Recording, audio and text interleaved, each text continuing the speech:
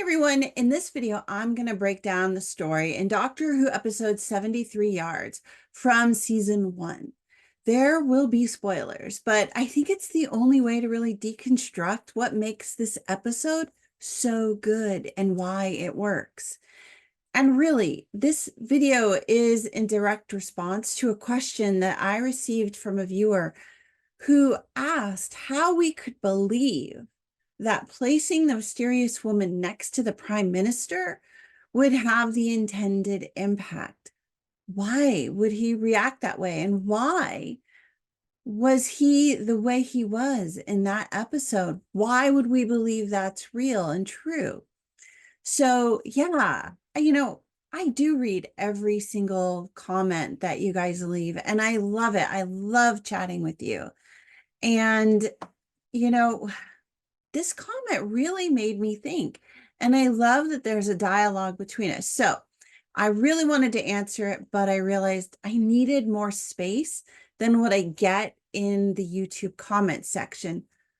Plus, I really didn't want to risk giving spoilers to people who didn't want to be spoiled on this episode. So I thought I would do a video response and give you guys a chance to respond or watch or not, as you prefer. So the heart of this episode revolves around the TARDIS's perception filter and Ruby's link to it through her connection to the Doctor. The TARDIS lands right on the cliff's edge, which is described by the townswoman as the liminal space between the warring forces of nature, the ocean and the land, where the laws of nature are in constant flux.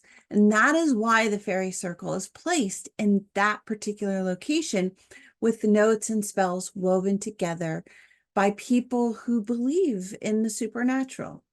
So when the TARDIS landed there in that liminal space, the perception filter interacted with the natural laws as well as the supernatural laws, where, as one character says in, I think it was in the pub scene, the human mind can rewrite reality in order to make what's happening around them make sense.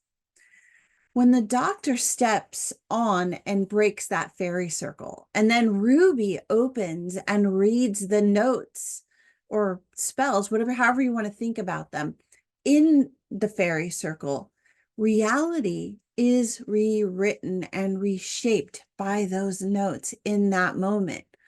One of those notes is about a friend who is now gone and missed, and the other is about Mad Jack.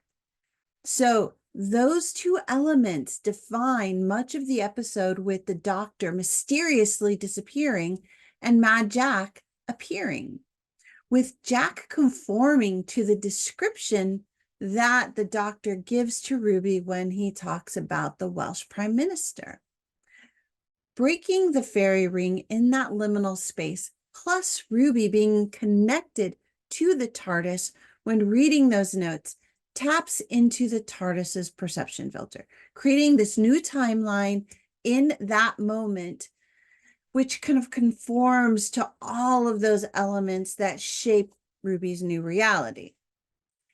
At this point, and I think this is really important right here, at that point, Ruby notices the mysterious figure in the distance, but doesn't know that she's actually looking at herself during her future self's moment of death, which is in itself a liminal moment in time where life and death, two of the greatest natural and supernatural forces, are coexisting for the same person at the same point in time. When you blend that with the TARDIS's perception filter, you get Ruby looking at herself through space and time, making her present at all points in time, in all moments, from when the TARDIS entered that liminal space on the Welsh cliff to the moment that Ruby returns to it in that moment of death.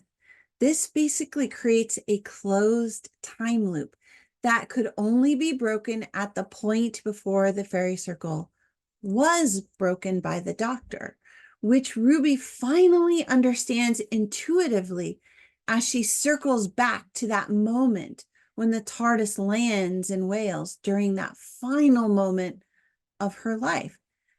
And that creates a connection that allows her to be strangely aware of her life in that alternate timeline. We see this in the opening sequence when Ruby and the Doctor exit the TARDIS for the first time, and she says that she has been to Wales twice.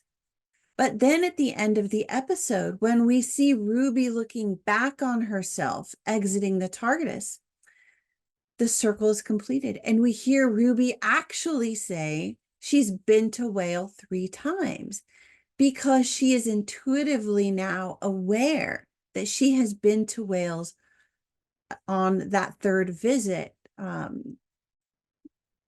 when the Doctor first broke the fairy ring. Because of that, she's able to stop the Doctor from breaking the ring and then keeps them from entering that time loop again. So why does the watching woman, who is positioned at 73 yards from Ruby at all times, create such fear and terror in people who actually stop to look at her and speak to her? I don't know for sure, but it's all tied to Ruby and her connection to the TARDIS's perception filter and the Doctor. Because of that, I theorize that what those people see when they get close enough to look into the woman's face is time itself, the essence of the Doctor and the vastness of reality and their place within it. And it drives them a bit mad. Humans aren't meant to see into the heart of the TARDIS. And I think that's what they get with the perception filter. And focusing that lens in a little bit more, Ruby realizes she will only have one chance to stop Mad Jack. And the whole of her focus is on getting Mad Jack to abandon his plans to access and unleash a nuclear arsenal. Now, think about the fact that the woman is the physical manifestation of the TARDIS's perception filter and Ruby at the same time, which is connected and facilitates Ruby's perception of reality. And she, in that moment with the Prime Minister, is focusing all of her will on stopping Mad Jack. And what he sees in the woman's face will be sharply focused on that need, and it will reshape his place within reality, which I think would explain why he ran and why he resigned from his role as Prime Minister. He kind of went mad in that moment. And that also brings up the question, so why did Ruby's mom and her neighbor and that random guy from the pub have the same reaction as the Prime Minister when Ruby didn't want that reaction from them? I think it's because that was early days with this strange woman, and Ruby didn't understand their connection or the focus. So what the others saw was likely of their own making rather than Ruby's.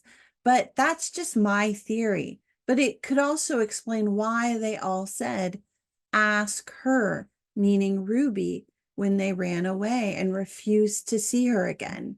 They couldn't take that paradox of her.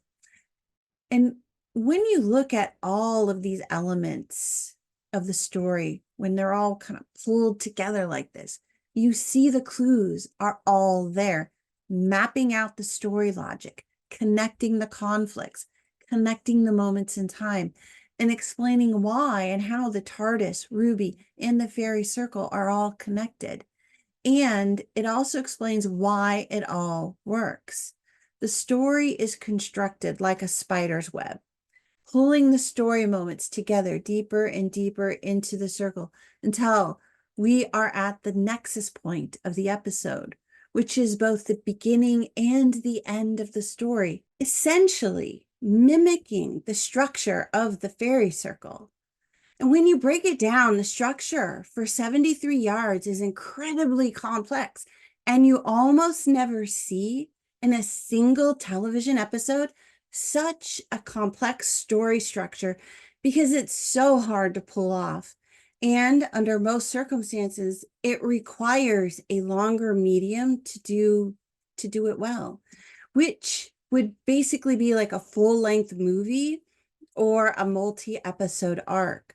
However, the TARDIS's perception filter gives Doctor Who the story tech to allow it to complete the arc in a single-hour episode.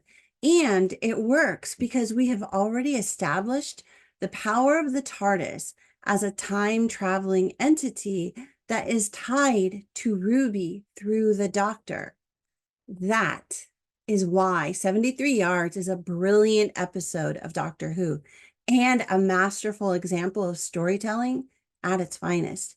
And you could only get this kind of story told in such a compact way within the Doctor Who universe. All right, that's my thought. That's my answer to the question. I would love, absolutely love, to know what you guys think. Did I miss something? Did I get it totally wrong? I would love to know. So definitely throw your comments in the comment section here and let me know what you're thinking. Also, be sure to watch my spoiler-free review of 73 Yards and subscribe for more videos because I love having you guys here. All right, everybody. Thanks so much. I'll see you soon. Bye.